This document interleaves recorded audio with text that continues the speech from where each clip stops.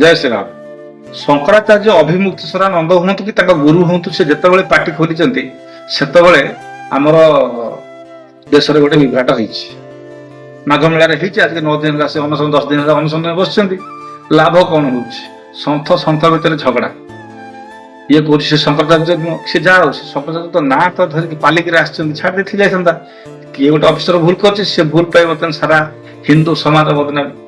ବର୍ତ୍ତମାନ ଯୋଉମାନେ ତାଙ୍କୁ ସପୋର୍ଟ କରି ଯୋଉ ବିରୋଧୀ ଦଳ ନେତାମାନେ ଆସି କହୁଛନ୍ତି, ଯେତେବେଳେ ସିଏ କହୁଥିଲେ ସାଇ ବାବା ଗୋଟେ ମୁସଲମାନ, ତାକୁ ଆମେ ହିନ୍ଦୁ ମନ୍ଦିରରେ ପୂଜା କରାଯାଇ ପାରିବନି, ସେତେବେଳେ ତମେ ତ କେତେ ସପୋର୍ଟ କରିଥିଲ? ତମ ମା ଭଉଣୀ ନେଇ ଶୋଧୁଥିଲଟି? ଯେତେବେଳେ ସିଏ କହୁଛନ୍ତି ମୁସଲମାନ ଭାରତରେ ରହିପାରିବେନି, ତମ ପାଟିରୁ କଥା ବାହାରୁଛି? ଖାଲି ରାଜନୀତି କରିବାକୁ ଚାଲି ଆସୁଛ। ଆଉ ଯଦି ଏମାନେ ଭାବୁଛନ୍ତି ଗୋରଖନାଥ ପୀଠର ମହନ୍ତ ଯୋଗୀ ଆଦିତ୍ୟନାଥ ତାକୁ ଯାଇ ଭୁଲ ମାଗିବ, ଏହା ଏ ଜନ୍ମରେ ସମ୍ଭବ ନୁହଁ, ତାହେଲେ ଗୋରଖନାଥଙ୍କୁ ଆପଣ ପଢିନାହାନ୍ତି। ତେଣୁ କିଛି ଗୋଟେ ମନ୍ତବ୍ୟ ଦେବ, ଗସ୍ତର ଭାବନ୍ତୁ। ଏ ଜିନିଷ ଏମିତି ସମାଧାନ ହେଇ ବଳେ ବଳେ ଉଠିକି ସେ ପଳେଇବେ, କିଛି ଲାଭ କିଛି ହବନି। ଚାଲ ସବୁ, ଯଦି ତମେ ଏତେ ସପୋର୍ଟ କରୁଛ, ମୁସଲମାନ ମାନଙ୍କୁ ଭାରତରୁ ବାହାର କରି ଦେଖା, ଗୋ ହତ୍ୟା ବନ୍ଦ କରି ଦେଖା, ତାହେଲେ ହବ। ଖାଲି କହିଦେଲେ ହବ କି ଆଜ୍ଞା? ଭାବିବାର ବିଷୟ।